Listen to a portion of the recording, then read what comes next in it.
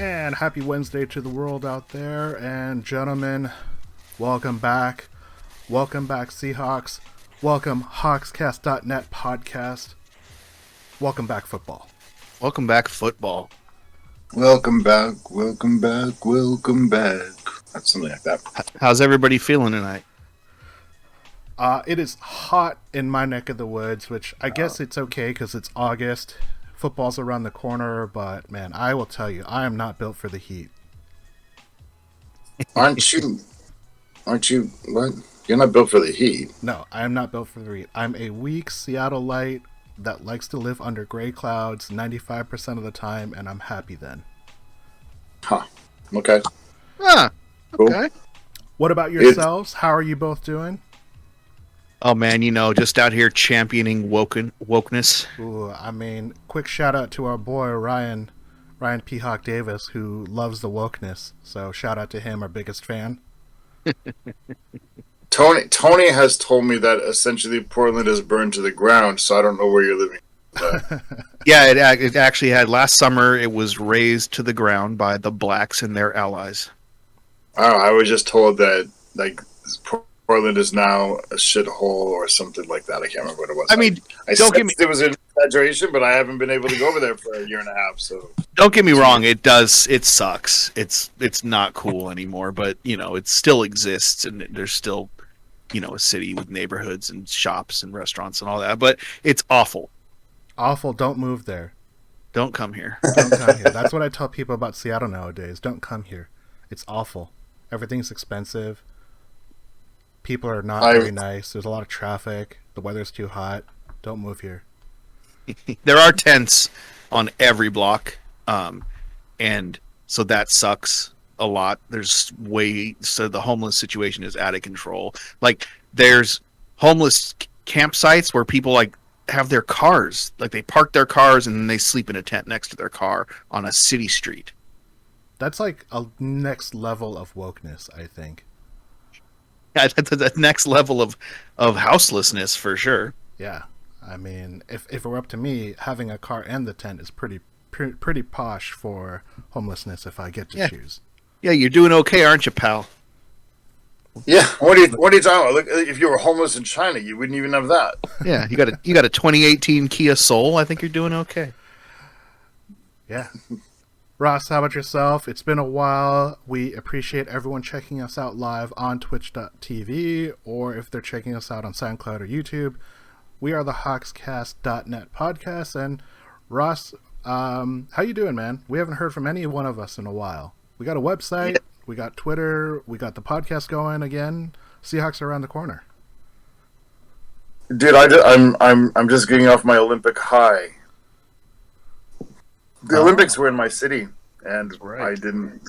The only way I could tell was that there was a lot of cops everywhere. Yeah, we weren't allowed to go to events. Obviously, that's famous. The highway, here, the highways have a toll, and the tolls were higher during the Olympics. So, we had to we locked down so that we could have this Olympics this year, and then we're not allowed to go to it. We're not allowed to enjoy it. There's no economic bump because athletes and people related were not allowed to leave their hotels. Yeah, it was awesome hosting the Olympics. That's rough. I'm ready for football. I'm ready for football. I mean, I don't know how much either of you have been reading up on news, listening to beat reporters, or listening to the players, but I feel like everyone is more excited for this football season. There are a couple reasons why we maybe think that is, but I'm excited. Football's happening so soon. It's so exciting. It's here. I mean, it's time. We still got the sludge of preseason to get through, but being able to look at the schedule and see the games that are going to be on TV, that makes me excited. I dig preseason. When I was a kid, I hated preseason. As an adult, I kind of dig it. Yeah, it's much easier as an adult. I bought into the whole narrative, it's just watching these crap players doing crap things during preseason. But I'm instead, you're watching people who might be playing the last downs of their football careers ever. People who they lived and breathed football since they were 6 years old. They barely or fringe got into the NFL. They're playing for like what they've worked for their whole life, and I respect that. And I'm there for it. I'll watch that. I'll watch it all day long. So here's the question for you: with the time difference, these games are at 7:00 on a Saturday. How does that work for you? Is that like the best time? On a Saturday, it's not the best time. It's not the best time. The best times are like night games where it's like 11:00 or 10:00. But I'll be up for. Will I? It's a 7 p.m. game, Saturday night. So I think that's like your 12.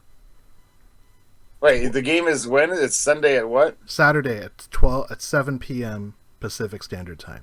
I don't know. I had the complete day wrong. I have to, it's like a Sunday afternoon game for you, right? Yeah, it's like a early... late. It's like a playoff morning game when they play it on the Saturday, but it's later than that. That's cool. That's perfect for me. I take it back. That is perfect for me. Night games all the way forever, please. Well, no. The hard ones are the 4 p.m. Seattle time starts. The morning early games are cool because that starts early enough that I'm still completely awake. And night games start in the morning here for me. It's the 4 p.m. afternoon games in Seattle that really mess me up. I watch the game and I enjoy it. Then I go to bed and I wake up and I don't remember any of it. I have no memory of the game. Yeah. That's just dedication. That's what it takes to be a fan. That's more than a lot of us can say. Because I know when I lived overseas, I did not wake up for those weird hour games. Now, to be fair, that was like the Jim Mora year where everything was football, so I wasn't really missing a whole lot. Yeah, it wasn't hardly worth waking up for anyway. Yeah. Well, real football is here, and all of us are excited. We are so ready to kick off the preseason, and we'll be covering both the first two games. So this Saturday at Las Vegas, and then next week, it'll be the first home game at the newly dubbed Lumen Field in almost like a year and a half with fans in it. There's still a lot of questions with the roster, but the reigning NFC West Champions are going to take the field this weekend with a lot of the 2020 roster intact for 2021. This is a Hawkscast.net podcast. And gentlemen, before we get into the topics, I do want to bring up the looming contracts with Jamal Adams and Dwayne Brown. This wasn't a topic, but it's definitely become a lot more heated and somewhat contentious. Any concerns about the fact that two of these star players are not signed and they're at camp, but they're doing sit-ins? They're doing hold-ins, not holdouts. I always hate when there's uncertainty like this. Like, you want to kind of have everything settled and everybody ready to go. But I think ultimately these guys are going to play and do play their hardest and do their best. So I think it'll work out. But I just don't like this part of it where it's uncertain what's going to happen. I like to kind of have everything settled and ready to go. You see the Seahawks playing slight mental games and slight chess games this week. So we in the 6th round we drafted Forsyth, right? And you haven't heard anything about him really all year long. And then this past 4 days, there are 3 different articles on how, wow, you may not be able to keep that guy off the field. And wow, he's way better at pass protection than they thought. And wow, he held his own against Aldon Smith, who they cut in practice this week. And there's all of a sudden all these articles talking about how great Forsyth is. And I'm like, okay, so you think you're going to pressure Dwayne Brown that way? That guy's 36. He doesn't care.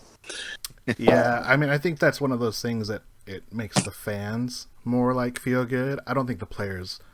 But it's clearly not a coincidence, man. It's not. It's two of the articles were purely local, and 2 of them were national. Somebody's planting the story. Somebody's talking to somebody to get the word out there that we have another alternative at left tackle if he's not going to shape up or come into practice and play. But I mean, as far as Adams goes, I keep reading that because the Seahawks gave so much that they don't have any leverage, and I'm like, that's true in June and July and maybe part of August. But then it comes to September, and if he doesn't play, Jamal Adams is giving up millions and millions of dollars. We have leverage. The Seahawks have all the leverage. Sorry. Yeah. Yes, they gave up a lot. It would be a huge sunk cost. but they've already paid that. It's gone. It's whatever. No matter what you do, that's I'm not coming back. And John Snyder's smart enough to know that. He's not like a freshman in business school. He knows what his sunk cost is. Dude, you're not going to play? You're forfeit. You're going to give up $16 million because you can't get 18? Well, how about you get 0? Yeah. How's that? We got all the leverage. He's going to play. I'm not so worried about Jamal Adams because, if anything, he's just going to be stuck on the franchise tag in 2022. So, worst case scenario, he holds out until the first game and he gets his game check then because they don't get paid during the preseason. So, I'm ultimately not worried about Jamal Adams. I assume he's going to sign something before the season. I also don't think that they actually want to play him at all. Peter's already come out and said that he doesn't want Dwayne Brown to play in any of the preseason games. He's a 36-year-old left tackle veteran. He knows what he needs to do. He's never been a liability. He's not a rookie. His job is secure. I think he also might be over-evaluating himself at this point. Well, like to your point about the Seahawks leaking the opportunity for Stone Forsythe, I don't think any of us really think a 6th-round pick is going to be starting at left tackle for the Seahawks. They have other guys that they're going to throw out there in front of Stone. But just dangling out there, I think it feeds into the whole compete mantra, and I don't think it will impact Dwayne Brown or his decision, but it will potentially kind of boost the players and say, like, yeah, you could be a first-line offensive lineman. You could play left tackle in the NFL. It's the whole idea of building players up, and that's the way that I kind of see it. But yeah, it's I feel it's also like smoke and mirrors. It's trying to pump them up when they don't think they're ready yet, because ultimately, I feel everything's going to work out. They'll figure out something with Dwayne Brown. They'll figure it out. They got time. I mean, it's only a 3-game preseason, but I also think that puts more emphasis on the players to work faster than the team. Because they are both unique, hard situations because you get Dwayne Brown, who's 36, and so he's at the year and the age you start declining, or he's already declined, in my opinion. I don't think he's as dominant even when we first got him, but he doesn't recognize that in himself, and he's going to want a pay raise to stay around. That's just how things go, right? He's not sitting there for an extension to get paid less, but he's actually less and less now. So that's going to be a sticking point. How his perception of himself is going to be very, very different. And it's the exact same problem, but with different details with Adams. Adams is looking at, like I said, this record, 9.5 sacks in just 12 games. But as I wrote on the website, good discussion, I think, are 9.5 sacks coming from a strong safety position the same as 9.5 sacks from a defensive end? No, because you're unbalancing your defense to do it. You're manufacturing it. It's really impressive. It's cool. He gets the record. But you don't deserve then to be paid as much as a, for example, 12-sack defensive end. Because that's not what you are. It's like when Russell Wilson is leading the team in rushing. It's like, that's a great thing to have, but it means bad things. Yeah, I mean, yeah, exactly. All right, well, let's move along. We got a bunch of topics to talk about, so we're going to jump into topic number 1. And here we are in 2021 in August, and we're still talking about COVID, and topic number 1 is, how much do you expect COVID to impact the NFL this year? So the Players Union and the NFL came to an agreement that if you are vaccinated, you have a different set of rules than if you're not vaccinated. Pete Carroll has already shared that 90 out of 91 training camp roster players have at least one vaccine shot. 100% of staff and coaches are fully vaccinated. But there are quite a few NFL starting quarterbacks and players that have adamantly said they are not going to get vaccinated. Zeb, I'm going to kick it off to you. How much do you expect COVID to impact the NFL this year? Unfortunately, more than we'd want it to. I think they're going to try and do everything they can to ignore, not ignore COVID, but just to go on as you would normally. Unlike last year where it was full precautions all the way around, I think we're going to try and do everything we can this year to have fans in the seats and all that stuff. But I think that because of some of these little situations with guys who don't want to do it, and that goes to fans as well, I think it's likely to get sticky at some point. I hope it doesn't. I hope it's not that big of a deal. But unfortunately, this stupid virus hasn't gone away yet, and it's something we still have to deal with. So I would not be surprised at all to see things kind of change as the season goes along. Do you expect the NFL 2021 season to have an issue where they're going to push games back like they did in the 2020 season? Or is that going to be, with the new agreement, hey, if you can't play, everyone doesn't get paid? Do you think the NFL is going to push that? I mean, it sounds like that's what they're going to do, is they're going to say, well, if you can't play, you have to forfeit. If we can't find a way to reschedule this in a reasonable... I don't expect to see those Tuesday and Wednesday games this season. I don't think they want to do that. So we'll see. Hopefully it's not a big deal.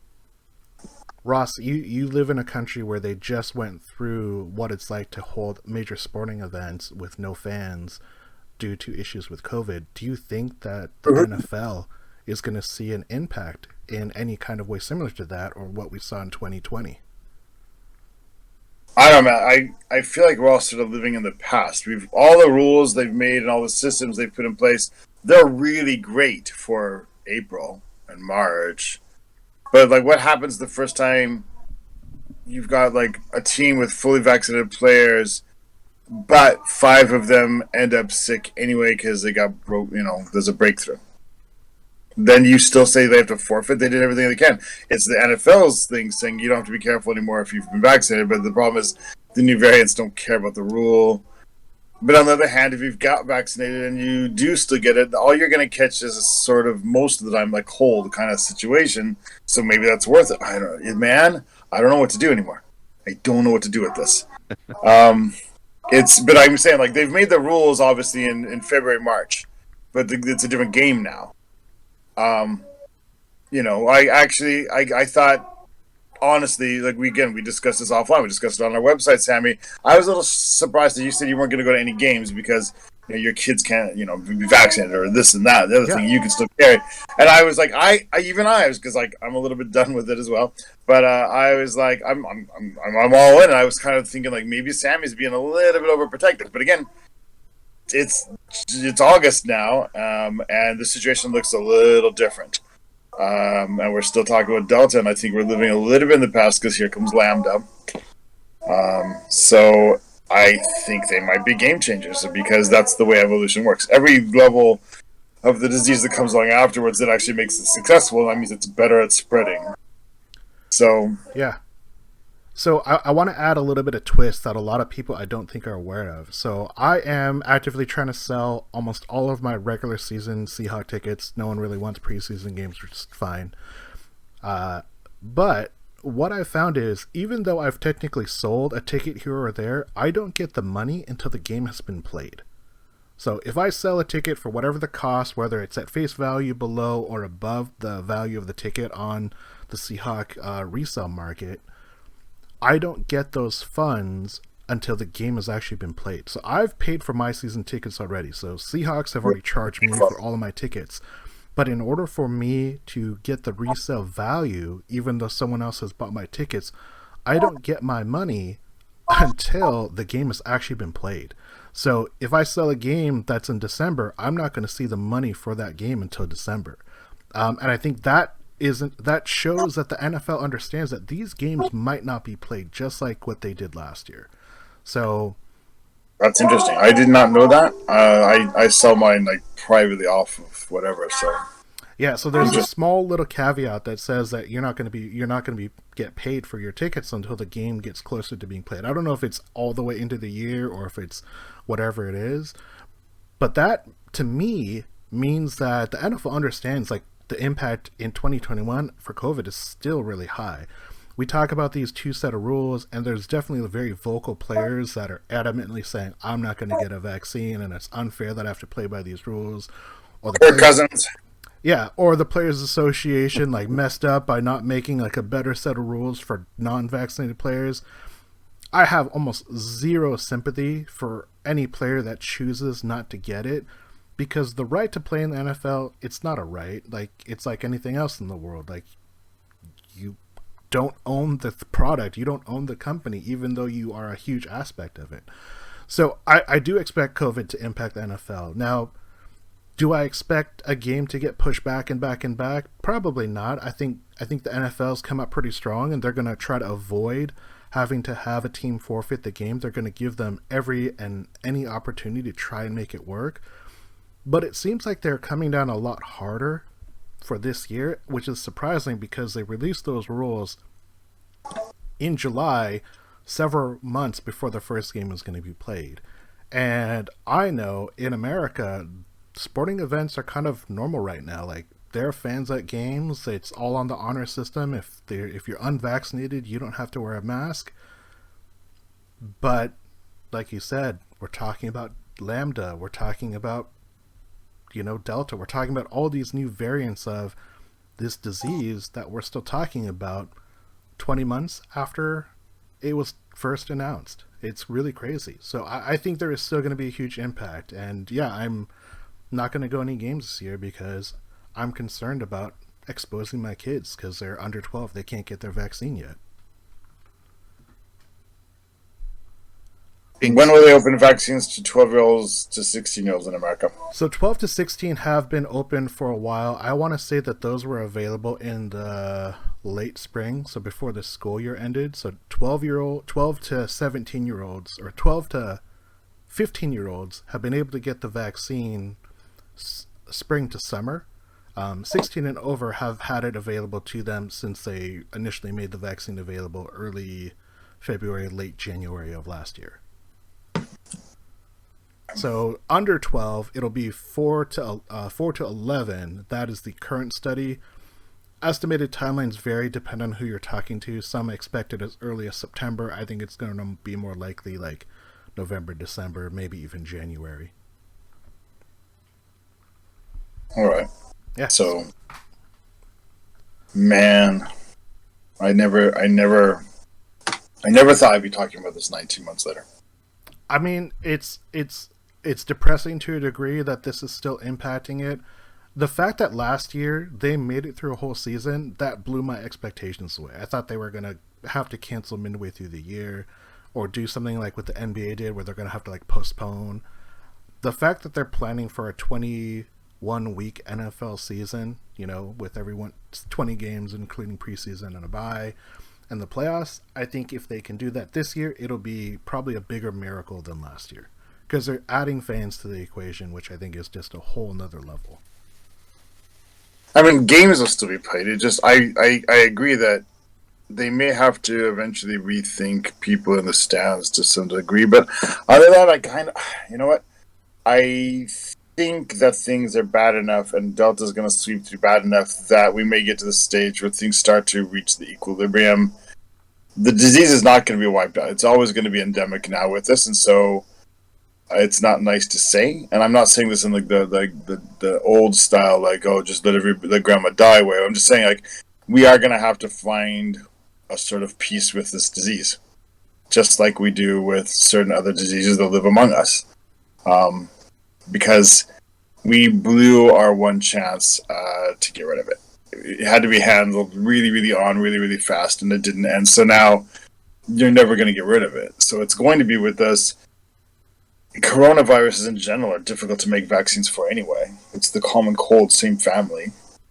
So it's just going to be here, and we're going to have to hopefully, again, we have to basically, we live in a weird time where like from the 50s to the 80s and 90s where like every disease that came up, you could get a vaccine and everything always worked.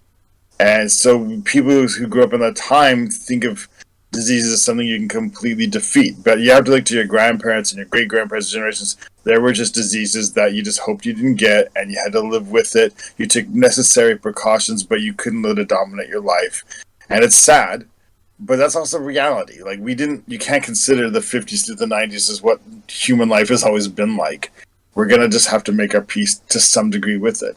Be safe, be smart. What I'm looking forward is, like, if we add one more booster on and they improve later on, there's going to be later generations of the vaccines. Japan and the US both have medicines that should be coming out that if you find out you have the disease, if you take the medicine soon, it'll stop it from being bad. And I think that's where we're going to be at. You have to take the meds. You're going to have to whatever. But we're just going to have to at some point live with it to some degree. And I'm sorry. That's not being cold. It's not. I value grandmas. I'm not that. I'm not those cold bastards who are saying like it only kills old people.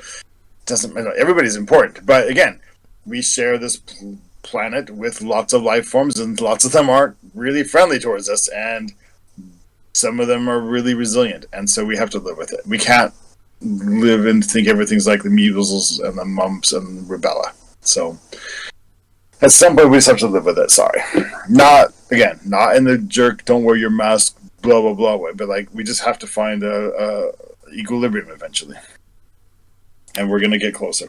Yeah, I think that's true, and I don't think there's a lot more else that we'll add to this. But Zeb, final thoughts. I don't know, man. I think Ross is 100% correct, and I hope things go as smoothly as possible. Are either of you comfortable going to a football game? Just wearing a mask, whatever, vaccinated, not vaccinated? Are you comfortable? I'd go, yeah. Yeah? I would, yeah. Okay. I'm planning on going to one game if I can get over there for December. All right. I mean, in particular, Seahawks Stadium is essentially open-aired. If I wear my mask, again, we're kind of done with the topic, but the last thing I want to say, and it really is like, it being a 2-year or possibly 2.5 to 3-year thing changes the math for me a little bit anyway as well. Like, I'm willing to give up almost anything for a year.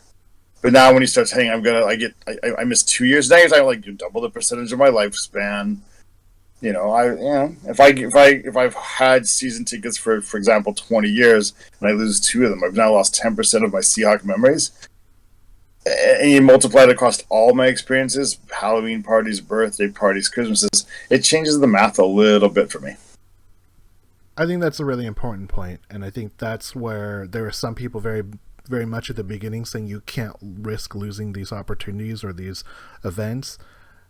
And then there was like a big pause on a lot of that, saying like it's just for 2 weeks, it's just for X number of months, it's just for the season, it's just for this year, it's just for now, it's until the vaccine starts. And now we're still having that same discussion because all the steps that we need to take to make the situation better, we can't collectively do it. So here we are. All right, well, depressing as it is, we're going to talk about topic number 2. And topic number 2, we're talking about impacts again. And Ross, the NFL finally made a switch to a 17-game season. How will this change the NFL? My OCD is going to flip out because it's now 10-7 or 9-8 and 11-6. What do you think? I'm kind of a stats guy and I'm kind of a math guy, and it makes everything harder, and I hate that. It used to be like you played 4 games, you times by 4, you knew what your favorite player was going to get for the season. Or you play 8 games, times it by 2. All of that's gone. Divided by 17, times it by, So for the casual fan that just wants to play games in their head with the numbers, it messes everything up. I don't think it's going to make a big overall switch. I think how much it'll impact injuries is overrated. I'm interested to see if by next year, though, so there's a slight push for like an expanded roster of a couple places. And I think the COVID rules about the taxi squad or practice squad are probably here to stay since they're so cool. And it kind of seems to mesh well with the 17-game season. If you do have a few extra injuries, you want to be a little flexible. But I don't know, I think it just makes everything, it makes the playoffs and the playoff math a little awkward, and I mean it makes everything awkward. But it doesn't. I don't think it's a huge switch. But I don't know. That's all I'm going to say for today. I have some long-term theories on this. I do think that the NFL is you can have too much of a good thing. You can saturate yourself and not realize it, and then if we add another game, it's just one more week of money. But if you go too long and if you end up hurting your product overall, then you're going the opposite direction. And I think 12 teams in the playoffs at 16 weeks of a season was really elegant. Really elegant. Made all the math easy, and they've played with the magic formula. And I wouldn't be surprised if it came out. I think there's a lot of unintended consequences. I guess that's why I'm having a hard time answering. I think there will be a negative effect, but I can't tell you right now what it will be. You'll see the unintended consequences down the line, I think, a little bit. Yeah. Zeb, what about you? Do you have any sense for what a 17 game schedule is going to do to the NFL, if at all? Well, I think that at this point, other than just feeling weird and making it uneven, it's not going to make too much of a difference. I'm all for more football. I've always been that way. Give me more. And like last year when they added the extra playoff team, I was told that was going to ruin the playoffs. Everything was perfect. Mathematically, it was great. Everything was how it should be.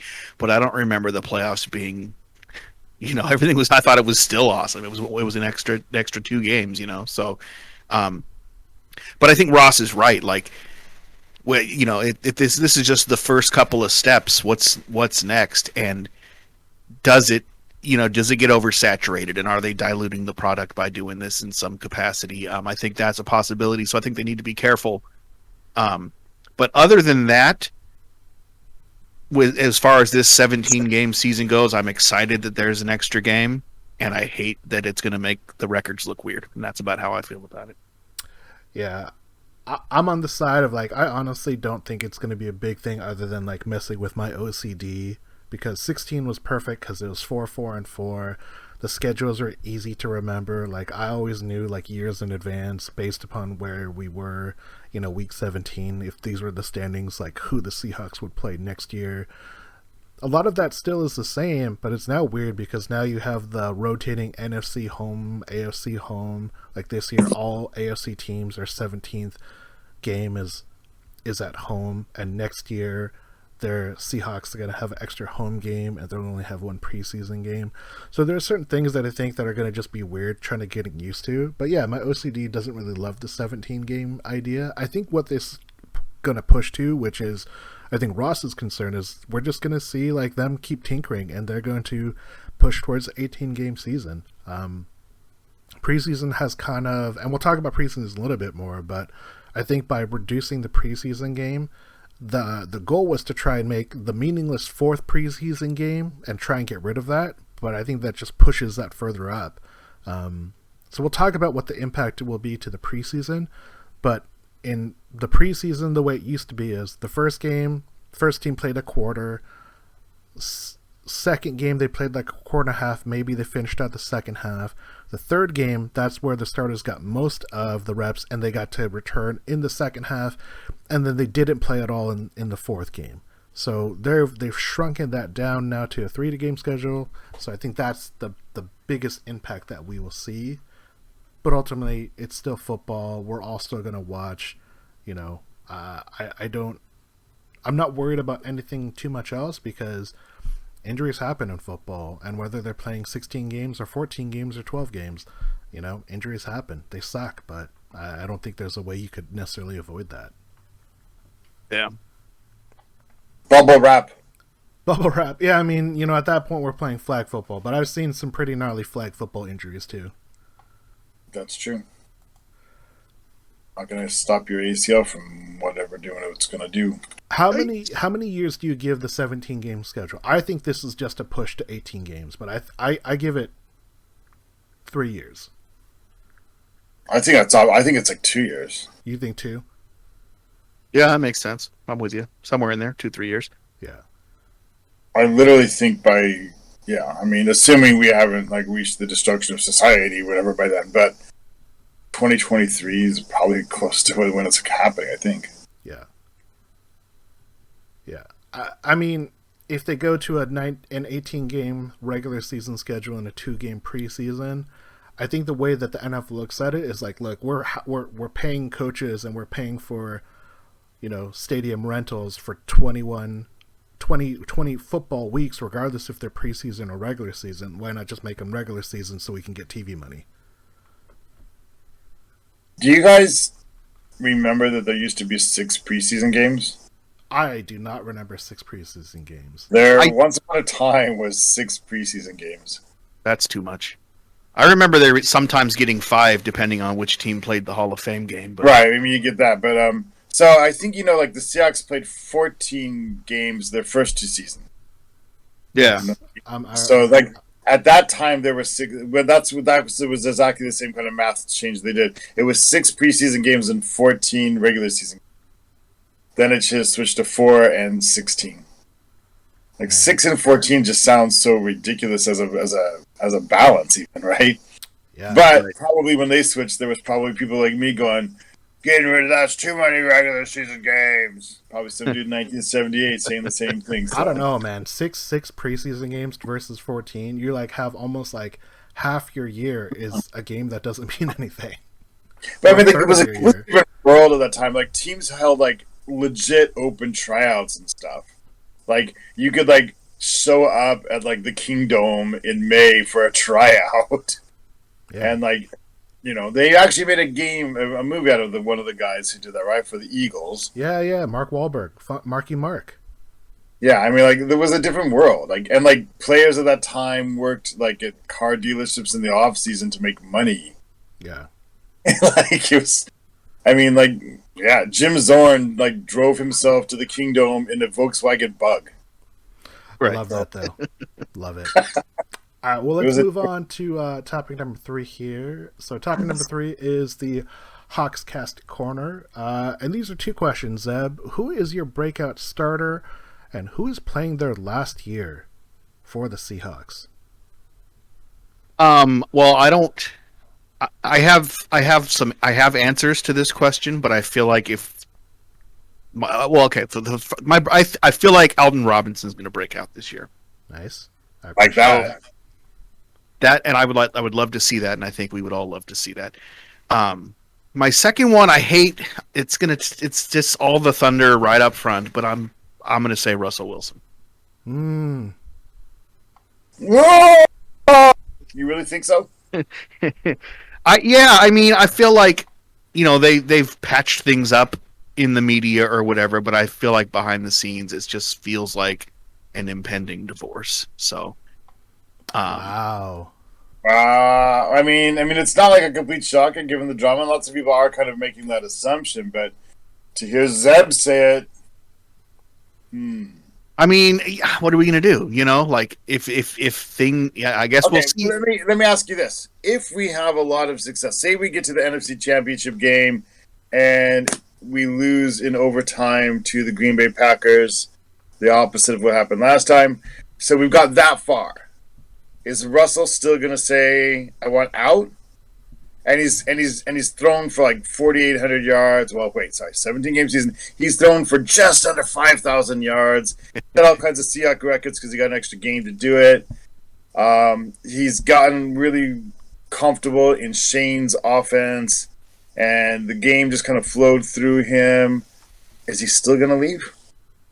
I mean, if everything goes perfectly like you're talking about, and he wins us this season, and he when he's it comes the man, yeah, he's the face on Seattle's $20 bill. Yeah, I think at that point they would probably keep him. But I think anything short of that, because I think, you know, Russell's the 3rd oldest guy on this team right now, and That's so weird. I know, but we know. You know, we know what we're getting from him, and it sounds a little selfish because he's far and away, you know, the best quarterback this team's ever had, besides Mudbone, obviously. But like, dude, Russell Wilson's, if you look at his, like, just statistically, he's outperformed Troy Aikman's entire career already, outside of the Super Bowl victories. You know what I mean? Like, more yards, more touchdowns, less interceptions, and that guy's in the Hall of Fame. Obviously, again, the Super Bowl victories mean a hell of a lot in that case. But, like, this guy has done more at quarterback than anybody in this franchise history. But we saw how last year went, and we just does he get better still, or has he hit his ceiling? Is it over? So. I just started the John Kidna hate fest. do you take what you can get for him now, which is at a point where you can still get a hell? Oh my God, are you talking like me now? Are you like, oh Zeb, what is wrong? Wow, the tables have turned. Zeb. Hey, I'm not saying that this is that you know, this is just, I'm trying to look at it logically. Zeb out here trading Russell Wilson, getting Austin all on his back. Stone Cold. Let's back up. Let's back up. So Ross, just give me your breakout first, and then you could Okay. tell me who's playing their last year. I will come back to it. Okay. Okay. My breakout. Geez, I have a couple. Really? I'm going to go with my last year with the Seahawks player first. Okay, can I do it in reverse order? Sure. Last year it's Bobby Wagner. Ouch. Because Bobby, I've been saying this for 2 years now, and now it's getting more glaringly obvious. He doesn't play like $18.5 million anymore. Sorry. $18.5 million. He doesn't play like that. He's really, really good. He's still really solid, but he's not that young guy, careless, like with his body, just make the impact plays all over the. He's not making the turnovers like he used to make the turnovers. He's not making the negative yards. He's the solid vacuum cleaner player at middle linebacker that somebody will overpay for in a trade. Sort of like Russ and the Zeb talk. But he's not, and we drafted somebody who could play middle linebacker and probably play it well. So, Jordan Brooks could be our future middle linebacker. He's going to play, outside linebacker for now, but so I think the writing is a little bit on the wall there, isn't it? No? I mean, Bobby has a $3.7 million cap hit in 2022, or that's his dead cap, sorry. So if they cut him, they basically gain almost $17 million in money. So cap casualty wise, I think he's very high up there. Yeah. So that's my sorry, Bobby.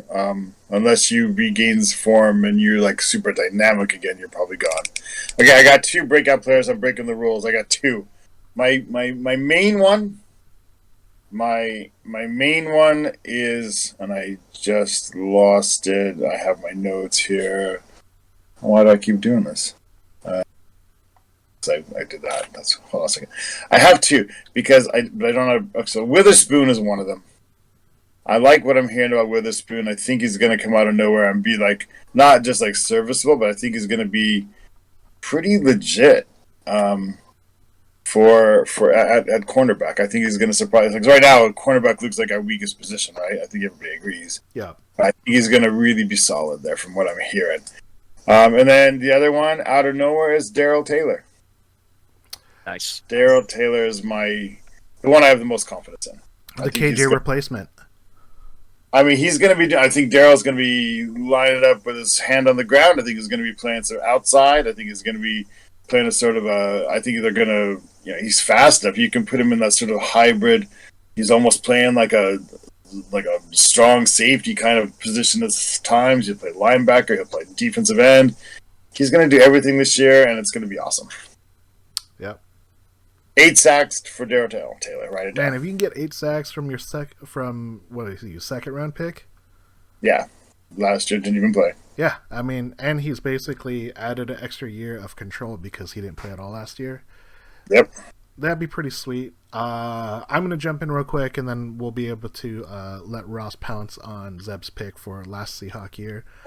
I'm going to pick an easy one. I'm going to say Chris Carson. I think Chris Carson had a down year last year, and he re-signed with Seattle on a very, very friendly deal. I think he's going to have a breakout year, and then he might hold out in 2022, but I think he's going to have an awesome 2021 year. Maybe that's more wishful thinking because Chris Carson has never had a healthy year in his 4 years in Seattle, but, knock on wood, maybe this one's a year.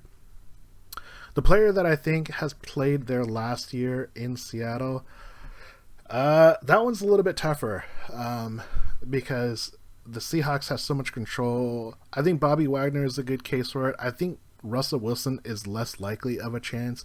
Not for any reasons that Seb said, but my philosophy with Russell Wilson, love or hate him, and I personally love him, is that quarterback is such a hard position to replace. Teams go through head coaches and GMs trying to find the quarterback. And while the current style of NFL allows for rookie quarterbacks to play right away, it's still a crapshoot on whether or not you're gonna be that team that drafts, a Jamarcus Russell, a Dwayne Haskins, a Johnny Manziel, a Sam Darnold, a Josh Rosen, or if Jordan Love is the third coming of the latest Green Bay starter. Quarterbacks are just hard to replace. They just are. There's not a simple way to replace a stud star quarterback. So I don't think it's possible for the Seahawks to make that risk. If we had an all-star defense and we had the best running game in the world, I could see them taking a chance, but we don't have that. So I don't see them moving on Russell.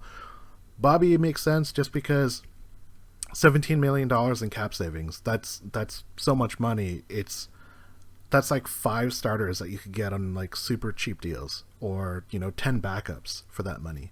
And to Ross's point, based upon his cap hit, I don't know if you can justify paying your middle linebacker $20 million, even though that's the cap hit and not his actual salary. You have to look at the cap hit.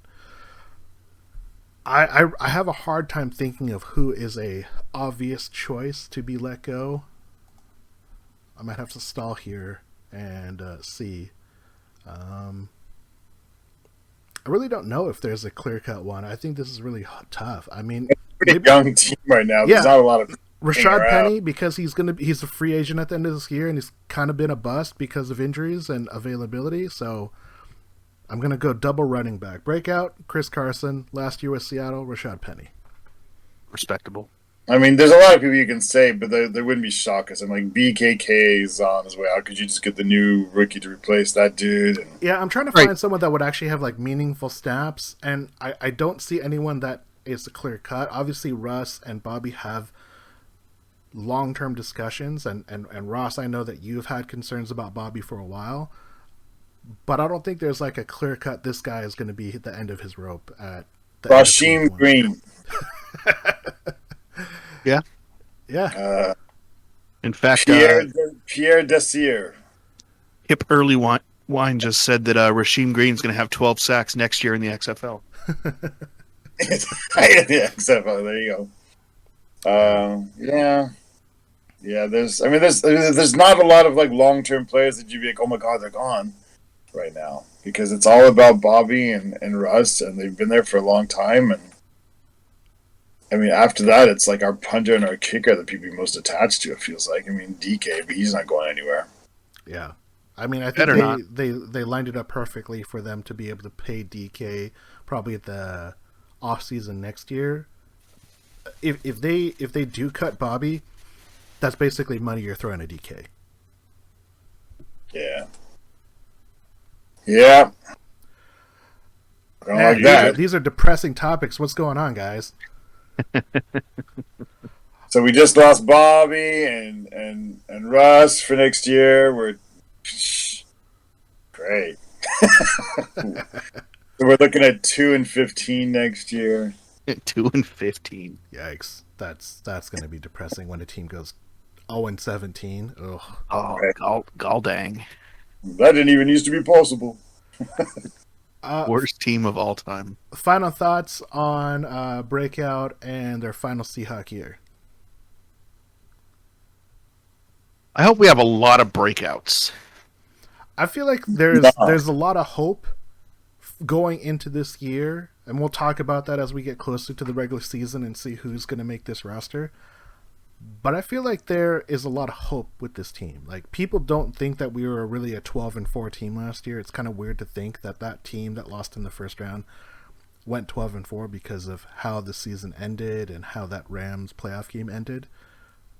But that's a 12-4 team, and they're the NFC West defending champions. And Let me just say, dude, I love Mr. Unlimited. I do. I really do. He's one of my favorite players of all time. I want him to retire here at 44 years old with like 5 Super Bowl rings. I'm all about Russell Wilson. I do not appreciate the slander that he gets from a lot of people, but I kind of see what's happening. So it's not like I want him gone. Although there is, like I've mentioned this before, there is that bit of excitement about when he does leave. The unknown, going into the unknown is kind of exciting. But it is, yeah. And that's, I mean, I saw a comment online recently saying like, there's not a lot of Seahawks chatter right now because even though they're really, really good and they have been for a long time, it's almost sort of boring to be that good that long. Like, there's not much to talk about. There's not going to be a lot of roster turnover right now.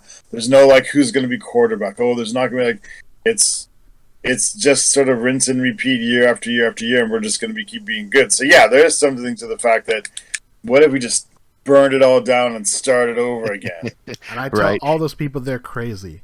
Well, because also the other thing, like maybe this is spoiled and selfish, but like getting to the playoffs and losing in the playoffs every year is not as much fun as I'd hoped it would be. You know what I mean? Like I get it, but we've only had 2 years where they haven't won their first playoff game, and 3 years where they 1 year with Russell Wilson where they didn't make the playoff, and only 2 years where they didn't win a playoff game. And yes, I understand the end goal is always a Super Bowl. It's always to win, especially when you're paying your quarterback $35 million a year. Yes, the goal should be to win a Super Bowl, but other teams are trying to win as well. The Seahawks are fighting against good competition. It's not like, they have a huge roster advantage from a salary perspective over every other team. Every team is playing under these same rules, except Tom Brady. Tom Brady basically messes with every study or every theory about what you should pay a quarterback because he takes 5 to 10% less than he should, and it basically throws the entire equation out of the water. Yeah, well, he's the perfect storm. Well, Russ said he would play with his salary to get Dwayne and Adams extended. So. Yeah, but see, that doesn't make so that doesn't impact him at all, and it would be worse for Seattle to restructure his deal if they plan on moving beyond Russell Wilson after this year, because it just pushes dead cap further and further into the next 2 years, which would mess up his ultimate cost savings. So I'm just saying he pretended to make the offer. I mean, it could be some people are saying that it's a power move to make Seattle look bad, but I don't think Seattle cares. They've never been in cap trouble. They've had small cap, but they've never been in trouble where they've had to cut, a stud player because they can't afford him. That's how poorly run franchises build their team, and Seattle is far from a poorly run franchise. All right. Yeah. Final topic for the evening, Ross. We talked about it a little bit, but feel free to rehash. Have preseason games lost their meaning, or is there something to look forward to? Say that again. Have preseason games lost their meaning, or is there something to look forward to? You mean Seahawks centered? I don't know. There's always position battles still going on. I think they still have the same value. You still get to see, but I mean, yeah, I think there's a lot of value in them. I think they're not always necessarily the best TV things, but it depends on what you're looking for. I quite like them. Like I said earlier, you're watching people play for their careers, in a sport that they've literally given their entire lives for in some cases. And if that doesn't, it's really sad because you see stuff that happens to them and it's not even their fault. You see that wide receiver out there just trying to be the sixth wide receiver, begging and hoping, and the ball just doesn't even get thrown his way. He never even gets a chance. It breaks my heart. If you've got a lot of empathy, it's still worth watching. Or you see the opposite side. You see the guard out there trying to make it in the NFL, and you can kind of tell he's playing against the third string on the other side and still not doing that well. So you get he's not NFL material. Maybe you can almost see it almost dawn on him when he gets to the fourth quarter. He's finally getting some reps and it's not going well, and you're like, man. But to me, that's still compelling TV. Maybe it's not great football. Maybe it's not great drama, but just out of a respect for what these people have done and what it means for them, even the veterans, the guy who's 30 years old or 32 years old, and he's on his third team and hoping to be in the show for one more year, and he's taken a salary cut and he's gone to another team in a trade, and he just wants to hang on to his dream that he's lived his whole life, I'll watch that guy because I think that's cool. I think it's a little bit sad, but it's also the opposite. You see like some guy make a play, and there's always that one or two guys that makes the roster that you didn't expect, the undrafted guy or whatever, or the running back. It especially happens with running backs because they can flash. A running back makes the team you didn't expect, and you're just so happy for that guy. I don't know. For me, there's a lot to watch, but I get that people like that just want to know the 53-man roster and like that's our real Seahawks and that's what I want to watch. I get that like, for them it's dumb, but for me it's still compelling. Fair enough. Zeb, what about you? Yeah, I 100% agree. And beside all the things that Ross just said, which I 100% agree with, there's also there's so much more as well. There's letting the team get out there and kind of get in their rhythm of pregame, and you can't just go from training camp into boom, now you're playing a real game. You know what I mean? Like that would be a disaster. And then there's all just figuring out who's going to play where and when. Like we have a lot of groups and things that we're trying to work out, and a lot of new guys that we need to see what they can do. So I think you only get so much out of practice. And that's where I think preseason is the most important, getting in the rhythm and then seeing what some of these lesser known guys can do. And I personally love watching the games. I love seeing all the battles and all that. The only thing that the games tend to drag a little bit when you get into the third and fourth quarter, and the worst part is when they start interviewing guys on the sideline and I'm trying to watch football. Yeah, I hate that. I watched the Hall of Fame game, and I could not stand that they would like it was like a baseball game. I wrote this on hawkscast.net where I said if a preseason game is like going to be like a baseball game where they're just going to talk over what's happening in the game, like what's the point?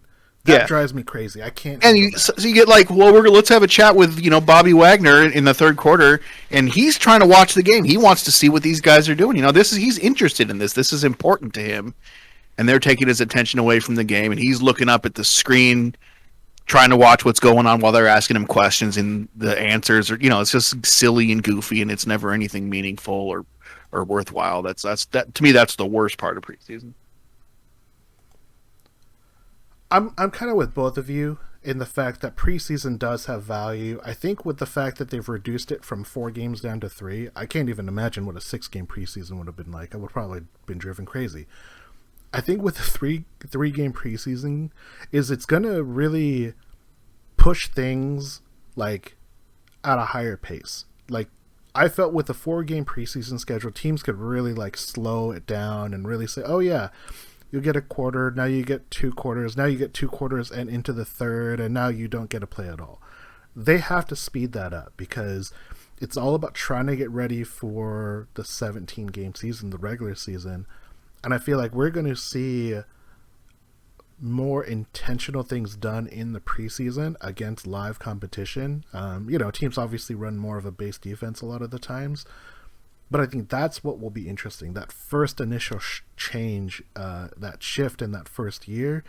And then in years 2, 3, and however long the 3-game preseason works, it'll kind of become normalized like it would any other time.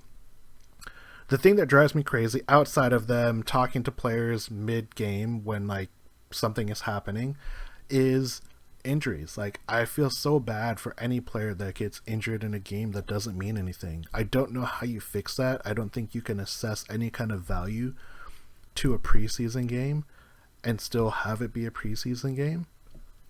But when there's an injury in a game that ultimately doesn't mean anything, that's the thing that I can't stand the most. I feel like that's the worst thing that could happen to any player, and we've seen that happen so many times.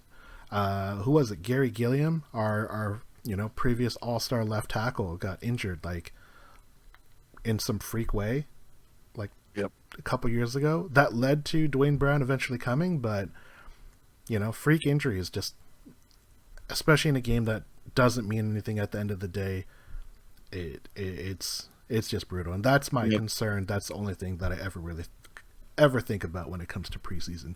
Preseason injuries are the worst. Come out healthy. I don't care how bad you look. Just come out healthy. Yeah, they're the worst. Preseason injuries are the worst. Yeah. Agreed. Agreed. All right. Consensus reached. It's decided. Preseason injuries are the worst. Yep. All right. There's no argument.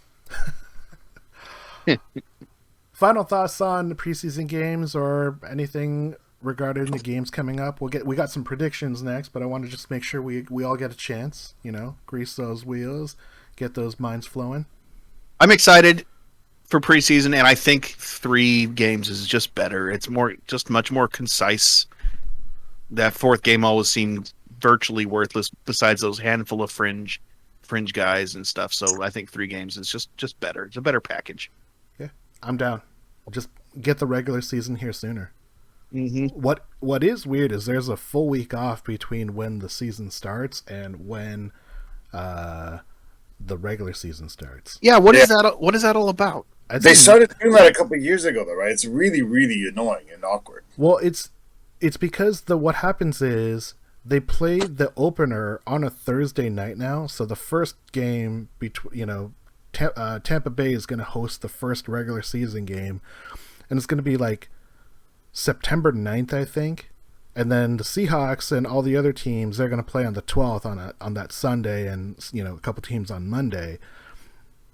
But the whole week between August 29th and September 4th, there's no games because the last preseason game is the 28th, the week before. So it's going to be weird.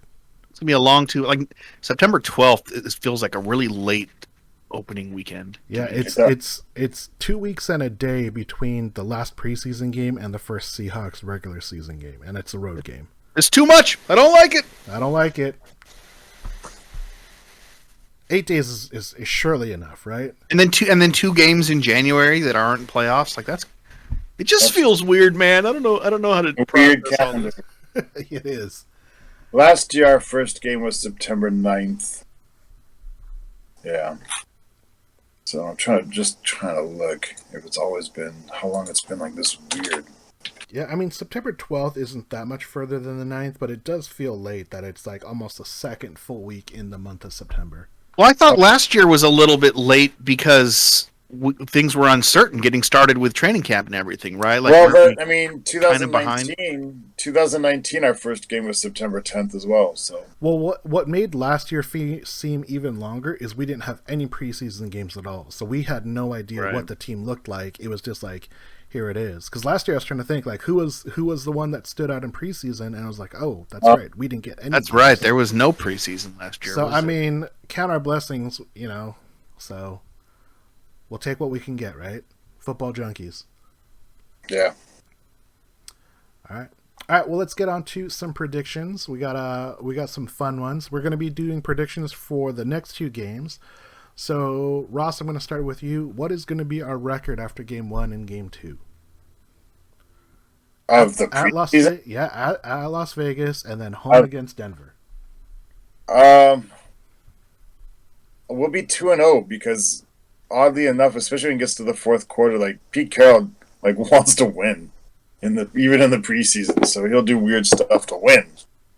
Not dumb stuff, but he will actually be I think a lot of teams are calling plays in the 4th quarter to see what the play looks like, and Pete Carroll can't help himself when it's 27-21. He's like, we need a touchdown.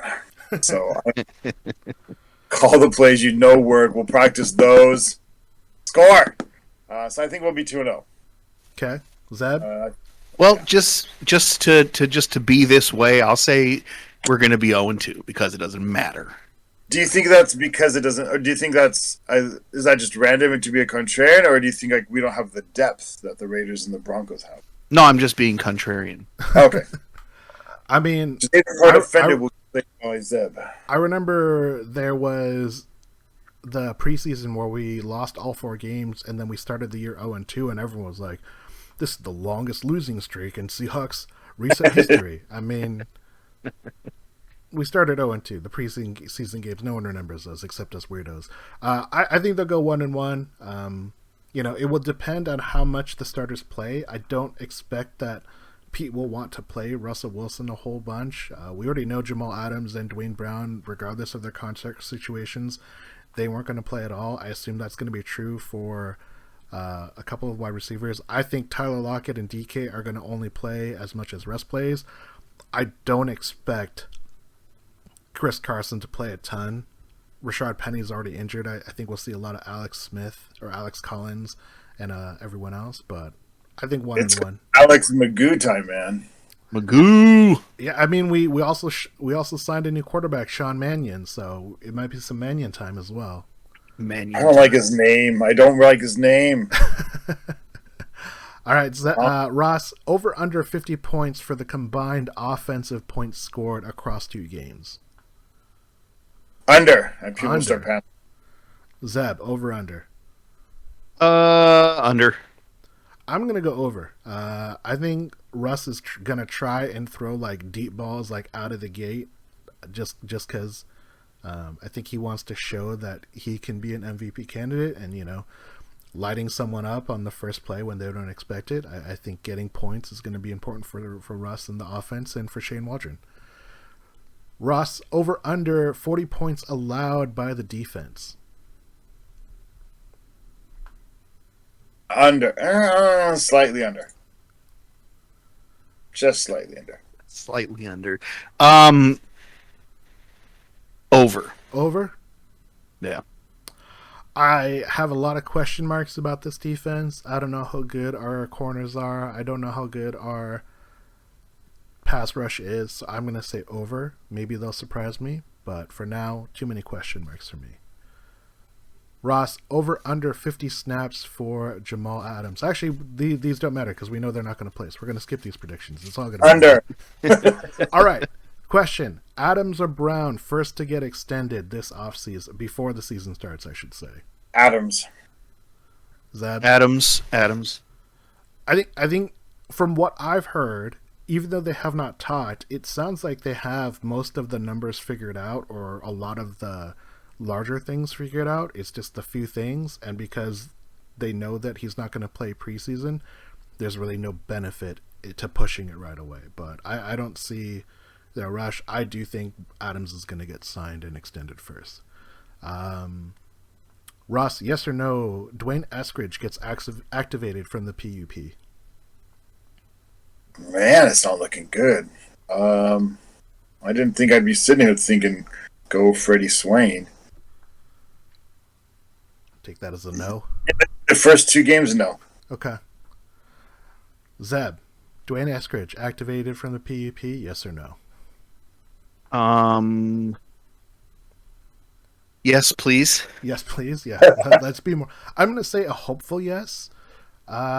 Ross, yes or no, a rookie starts a preseason game somewhere on the team? Yes. Zeb, Definitely. Zeb, you got a rookie that's going to start for us? God, I don't know. I'll just say Trey Brown. Trey Brown?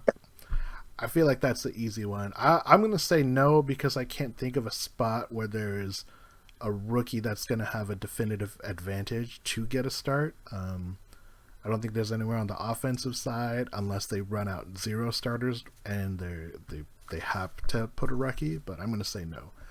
And the final prediction, Ross, yes or no, KJ Wright signs with the team before the 3rd preseason game? No. That ship has sailed. Not necessarily with the Seahawks. We're just saying in general. Oh, somewhere? Not looking good. I'm going to go... if somebody gets an injury, so I'm going to say yeah, just because of an injury somewhere. Okay. Zeb? It's ridiculous to me that he hasn't. Yes, he's going to be somewhere. For me, this is a hopeful yes. He should be signed. He had one of his best all-round years. Obviously, people are scared of his age, but that doesn't make sense either. And gentlemen, those are Wait, time out. I got a thing here that came up earlier where you just asked a question about rookies starting in preseason. So the Seahawks unofficial depth chart does list Stone Forsythe as our first backup left tackle. Really? Oh, Interesting. tricky. And I don't know. I mean, after that, it's like Greg Ayland, and I don't even know who that is. So What about Tommy Champion? Tommy Champion is listed as a right tackle, and he's third string, and he's also questionable. Jamarco Jones is questionable. Not questionable. I like So Tommy Forsyth conceivably could be getting the start Sunday. Well, Saturday for you. That would be interesting if we got to see Stone Forsyth in action. Game That one, would be pretty snap crazy. one, the 6th round dude's out there just battling. Just go for it. Compete. Here you go, How kid. hell is that? Always compete. Win your Watch him spot, like, kid. watch him have like 5 pancakes in the first half, and then like Dwayne, take a walk. Right. That's not going to happen. But what if Stone shows something? A little something. Stones. I would be Yeah. stoned. I would be stoked for Stoney. Yeah, pretty good. I'd be into it. I'd be really into that. Yeah. All right. So, okay, there you go. Now you do your gentleman's spiel. Sorry.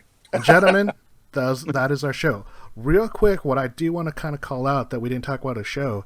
This is a quote-unquote trigger warning for all of you.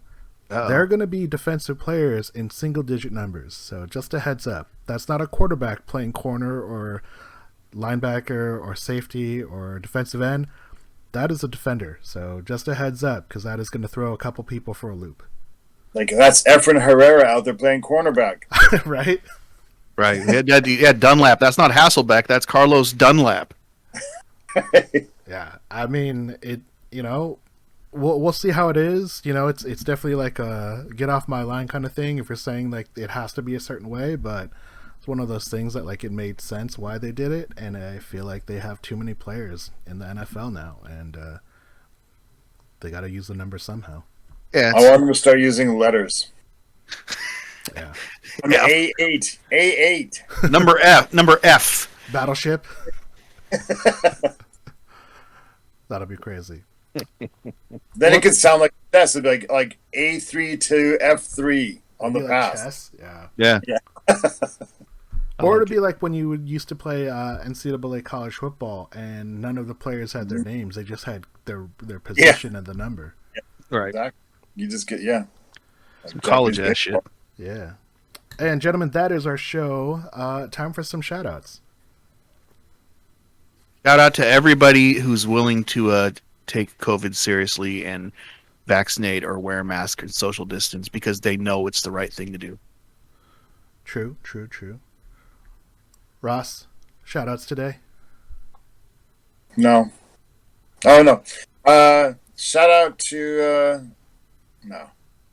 You know who you are. They don't get a full shout out. They'll get a. No, I mean there's a lot of people who helped me out through this year, and I just kind of want to shout them out for like getting me through this year. I'm not usually the kind of person who needs a lot of help, but I've had a lot of help this year. Shout out to Tony and you guys, and of course Yumi and everybody else who's just been sort of had my back this year through some hard stuff. You think COVID's hard, and it is hard, and then all of a sudden you're running your own company and you're in charge of all that stuff, and it's just it's been hard. I've never had a year like the past year and a half. So yeah, I don't think most people have. It's definitely been crazy. So shout out to all of those. everybody people. who's helped me. Shout out to all the people that are helping Ross. Thank you. I want to give a quick shout out to JG and to Tony for checking out the Twitch stream yesterday because I was just prepping for the stream and they popped in and said hi. So shout out to Tony and JG. Shout out to both to Ross and to Zeb for doing the podcast. Shout out to my sleepy man, Mr. Ryan P. Hawk Davis. And we are the Hawkscast.net podcast. Check us out at hawkscast.com, Seahawks Twitter, Seahawks Forum. We wish you a Go Hawks. Go Hawks. Go Hawks.